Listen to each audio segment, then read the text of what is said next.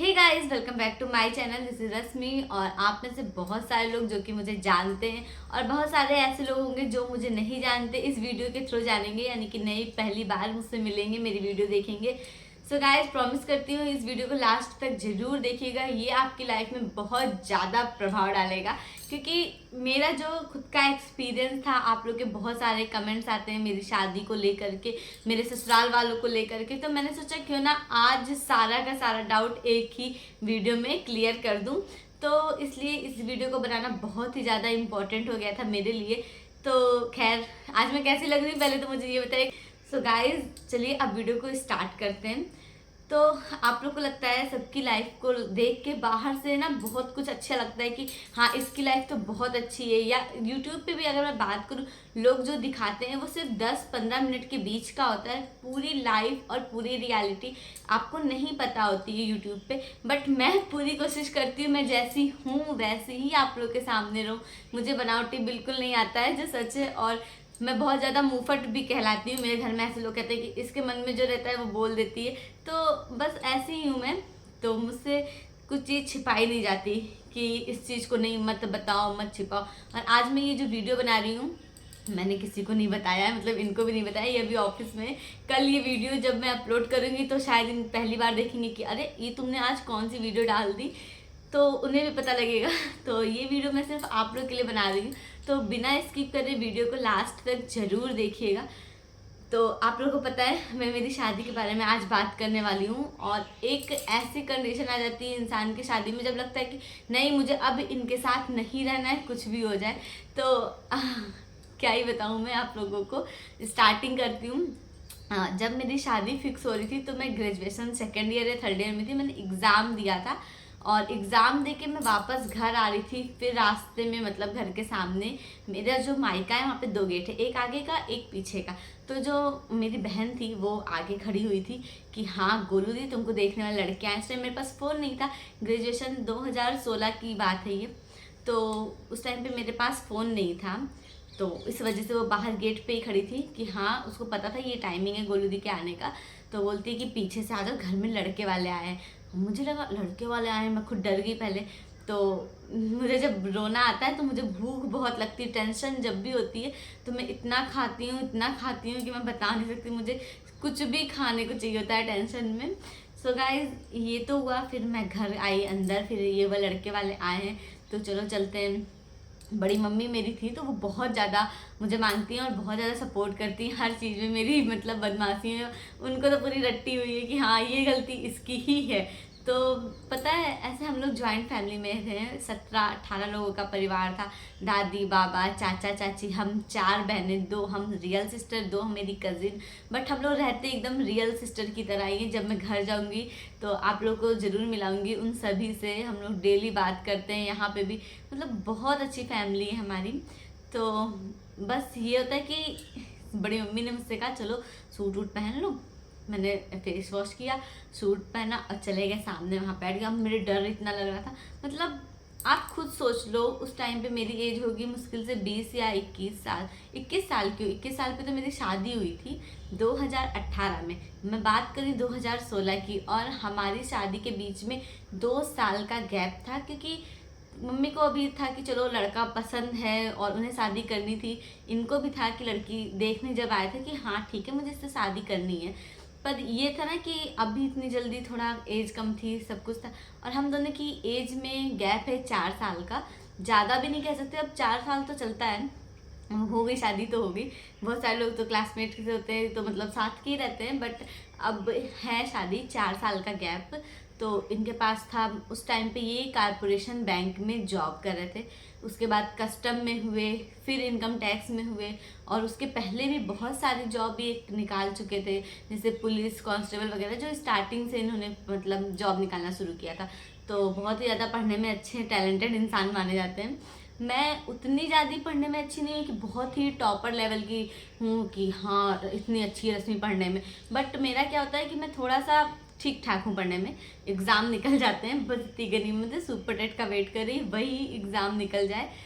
So guys अभी तो super TET दूर दूर तक कहीं नहीं दिख रहा है, इसलिए मैं कुछ कह नहीं रही हूँ सुपर टेट को लेकर के। बट अगर आप लोग सुपर टेट की प्रिपरेशन करना चाहते हो तो ज़रूर मुझसे जुड़िएगा, क्योंकि जब भी वैकेंसी आने के आसार दिखेंगे मैं अपना पूरा फोकस सुपर टेट की तरफ ही रखूँगी। मैं कौन सी कोचिंग करूँगी, ऑनलाइन कौन सी बुक से पढ़ूँगी, ये सारी चीज़ें आप लोगों के साथ शेयर करूँगी। सो गाइज मुद्दे से भटक गई मैं। मेरी जब शादी हुई थी 2018 में, तो मैं प्रॉपर शहर में रहती थी और इनका घर गांव में था। बट मम्मी ने देखा था, क्योंकि प्लॉट इनका जो है वो शहर में ले चुके थे उस टाइम पे ससुर जी मेरे। तो ये था कि चलो अब कभी ना कभी जहाँ लड़का रहेगा वहाँ लड़की रहेगी। तो उस टाइम पे मेरी जब शादी हुई तो मैं शादी करके गांव पे गई और बिल्कुल माहौल मुझे समझ में नहीं आता था वहाँ का, कैसे रहन सहन, हर एक चीज़ डिफरेंस होता है ना अपने घर से और ससुराल के घर से। तो उस टाइम पे ठीक था माहौल, क्योंकि जब इंसान साथ में रहता है ना तो उतना लड़ाई झगड़ा होने का चांस नहीं रहता। फिर भी हमारी नई शादी में बहुत लड़ाई होती थी, बहुत। मैं कुछ कहती थी, ये कुछ कहते थे, ये इनको लगता था ये तो बच्ची है, समझ पाती नहीं कोई चीज़ें, ऐसे नहीं ऐसे करना है वैसे करना। फिर ये अपना जब जॉब करके पंजाब में आ गए और मैं मेरे घर में थी उस टाइम पे। सिर्फ BTC मैंने करा ना DLED 17 बैच से, तो मेरा एग्ज़ाम रहता था। मैं मेरे मायके में पढ़ाई करने के लिए रह जाती थी, कभी ससुराल रहती थी, कुछ फिक्स नहीं रहता था। तो फ़ोन से हमारी बात होती थी, हमारी बहुत ही ज़्यादा लड़ाई होती थी। एक बस कोई बड़ी मैटर पे नहीं लड़ाई होती थी, छोटी छोटी बातों पे लड़ाई होती थी। पर ये रहता था मेरे दिमाग में उस टाइम पे, ये बात बैठ गई थी कि अब मुझे इनके साथ नहीं रहना है, बहुत हो चुका। क्योंकि कभी कोई इंसान में, मेरे घर में कोई भी चीज़ की कोई सी भी बाउंडेशन नहीं थी। जॉइंट फैमिली में और पूरा कट्टरवादी खानदान, चौधरी खानदान हमारा। लेकिन कभी लड़कियां जीन्स ना पहने, लड़कियां ये ना करें वो ना करें, यहाँ ना जाए, ऐसा कोई रूल नहीं था हमारे यहाँ, खुली छूट थी। बस ये था कि कुछ भी करो, मम्मी पापा, बड़ी मम्मी, दादी बाबा सबसे पूछ के उनको बता के करो वो चीज़। तो ये सारी चीज़ें हमारी फैमिली का था। बट जब इनका होता था, फ़ोन आता था, अच्छा मार्केट में हो, तुमने मुझे बताया नहीं। तो मैं क्या करती थी, मम्मी को फ़ोन दे देती, मम्मी लो बात कर लो, मार्केट गए तो क्या बता के कोई जाएगा।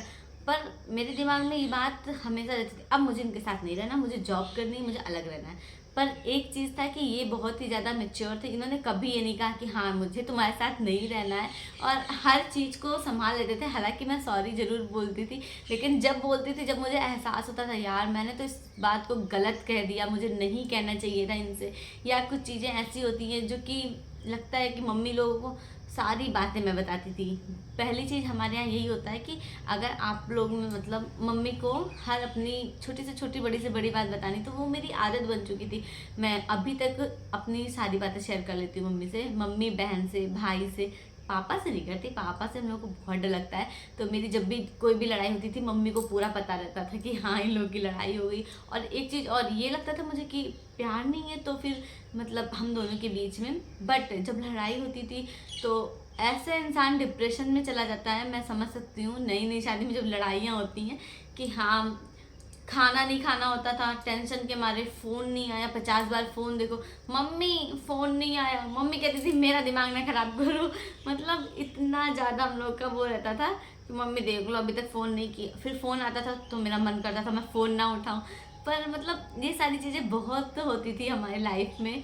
फिर धीरे धीरे जब मैं यहाँ आई इनके पास में, यहाँ रहने के लिए, जब जॉब मेरा ये हुआ कि BTC कंप्लीट हो गया, टेट सीटेट क्वालिफाई हो गया, मैं फ्री हो गई, और ये भी अपना यहाँ पे गवर्नमेंट क्वार्टर इनको मिल चुका। क्योंकि बाहर आप ऐसे नहीं रह सकते हो, खास तौर से मुझ जैसी लड़की जो इतनी भरी फैमिली से आई हो और वो अलग सिर्फ 2 लोगों के साथ नहीं रह सकती। और यहाँ पे पूरी कॉलोनी है अपनी, तो इन्होंने यही सोचा था कि जब कॉलोनी का क्वार्टर मिल जाएगा तब रश्मि को लेके आऊँगा। और खैर केयर बहुत करते हैं। तो जब इन्हें क्वार्टर मिल चुका था, क्वार्टर्स होता है, तो पता है फिर मैं यहाँ पे आई। फिर मुझे लगता था कि काफ़ी ज़्यादा चीज़ें चेंज होती गई। साथ में रहने से इंसान एक दूसरे के बिहेवियर को जानता है, बहुत सारी चीज़ें होती हैं। और फिर मुझे लगा मेरी फ्रेंड्स, मतलब बहुत सारी दोस्त लोग भी ऐसी थी कि अगर हस्बैंड ने एक गुलाब का फूल उनको दे दिया, जैसे कुछ लोग कहते हैं, तो वो मुझे बता देती थी। अब मैं इनसे कहती थी सबके पति तो गुलाब का फूल ला के देते हैं, आज तक शादी के इतने साल हो गए कभी मुझे फूल दिया नहीं ना। मतलब ये सारी चीज़ें पे हमारी लड़ाई होती थी। फिर अब धीरे धीरे लगता है कि हर इंसान का नेचर अलग होता है। इंसान एक दूसरे में मतलब समझ लो कि उनकी क्या थिंकिंग है, कैसे क्या रहना है, क्या चीज़, सब चीज़ अलग होता है। किसी इंसान का कुछ भी सेम नहीं हो सकता। तो मेरे दिमाग में कंपेयर करने वाली ये बहुत ही गलत बीमारी थी। मैं अभी भी अपने आप को कंट्रोल करती कि मुझे किसी से कंपेयर नहीं करना है। और मेरी मम्मी हमेशा मुझे ये कहती थी कि आपने आपको सोचो कि मेरा हस्बैंड सबसे बेस्ट है, फिर तुम्हें उनके अंदर सारी अच्छाइयाँ दिखेगी। तो मैं भी यही सोचने लगी। धीरे धीरे इंसान ना चेंज हो जाता है। तो मेरी मम्मी ने मतलब बहुत ही ज़्यादा सपोर्ट किया। और ये मेरी शिकायत मेरी मम्मी से कर देते थे सीधा। एक्चुअली मेरी सास नहीं है। बहुत सारे लोग सास को ले कमेंट करते हैं कुछ भी ऐसा वैसा, तो बस अब सास नहीं है इस वजह से नहीं होता। और मैं घर भी नहीं जा सकती, अभी बहुत दिन हो गए। मैं जब घर जाऊँगी तो मैं पूरी कोशिश करूँगी आपको अपनी फैमिली से मिलाने की, मायके वाली, ससुराल वाली, सभी से मिलाऊँगी। तो मेरी सास नहीं थी, तो मैं किससे शिकायत करूँ? और मेरी मम्मी से ये शिकायत, मतलब शिकायत करने का मतलब था ये भी बेचारे, मैं आज ही पूछती हूँ मेरी मम्मी से क्यों कहते थे, तो ये सिंपल सा जवाब देते हैं कि चलो मम्मी से इसलिए कहता हूँ मैं क्योंकि वो तुमको सुधारेंगी, वो तुमको जानती है कि तुम कैसी हो। तो हम जैसे हैं वैसे ही हैं, कोई सुधारने की ज़रूरत नहीं है। मैं खुद को बिल्कुल भी चेंज नहीं करना चाहती थी। शादी के वक्त मैं जैसी थी वैसी ही रहना चाहती थी, क्योंकि शादी के टाइम पे मैं अपने घर की, खानदान की सबसे बड़ी लड़की, मेरे बड़ी मम्मी के 2 बेटे थे, लड़कियां नहीं थी, मेरी दादी के भी कोई लड़की नहीं थी, मैं सबसे बड़ी लड़की। और इतना ज़्यादा प्यार दुलार मिला, मैंने कभी घर का कोई काम नहीं किया था। इंगेजमेंट के बाद से मेरी मम्मी ने सिखाना शुरू किया था। और मेरी मम्मी ये गलती मेरी बहन यानी कि गोल्डी के साथ नहीं दोहराना चाहती हूँ। उसको सारे काम करना आ गया है, बहुत सिखाती हैं कि गलती ना करें मम्मी, क्योंकि मुझे कुछ भी करना नहीं आता था, कोई भी काम। तो धीरे धीरे इंगेजमेंट के बाद से सीखा मैंने। पर घर संभालना, और जब गांव में ससुराल में इतने ज़्यादा लोगों का खाना बनाना होता था, तो पता है वहाँ पे तो सुबह 4 बजे उठकर प्रॉपर नहा धो के तैयार होके साड़ी में चूड़ी वगैरह, पायल वगैरह, एकदम मतलब पूरा प्रॉपर दुल्हन बन के फिर सारा काम करना होता था।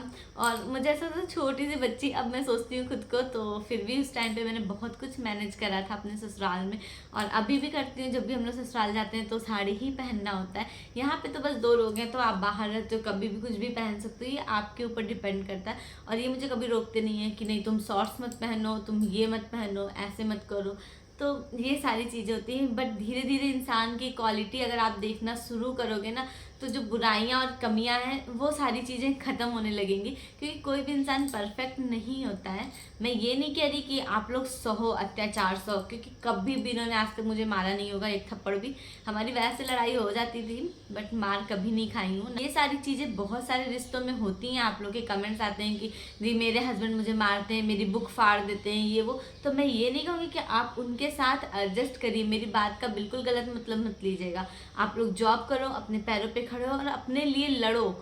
अपने लिए लड़ो का मतलब अपने लिए, अपने सेल्फ रिस्पेक्ट के लिए।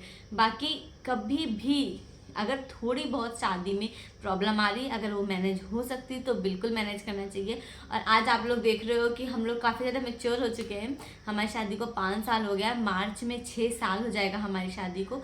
तो ऐसे टाइम बीतता जाता है, पता ही नहीं चलता है कब कितने साल हो गए। अगर बच्चे को बात करें तो बच्चे के प्रेशर मतलब बहुत ज़्यादा पड़ता था, जब घर वाले, कॉलोनी वाले और गांव हर जगह से लोग कहते थे कि नहीं बच्चा नहीं करना चाहती है, ये तो ये है वो है, बहुत सारी चीज़ें। बट इन्होंने सपोर्ट करा कि नहीं तुम अगर पढ़ना चाहती हो, जॉब करना चाहती हो, तो तुम उस चीज़ पे फोकस करो। बट वैकेंसी नहीं आई और शादी के 5 साल हो गए, तो हमें खुद से डर लगने लगता है कि हाँ प्रॉब्लम ना आ जाए इन फ्यूचर। इसलिए बेबी प्लान करना बहुत ही ज़्यादा ज़रूरी हो गया था।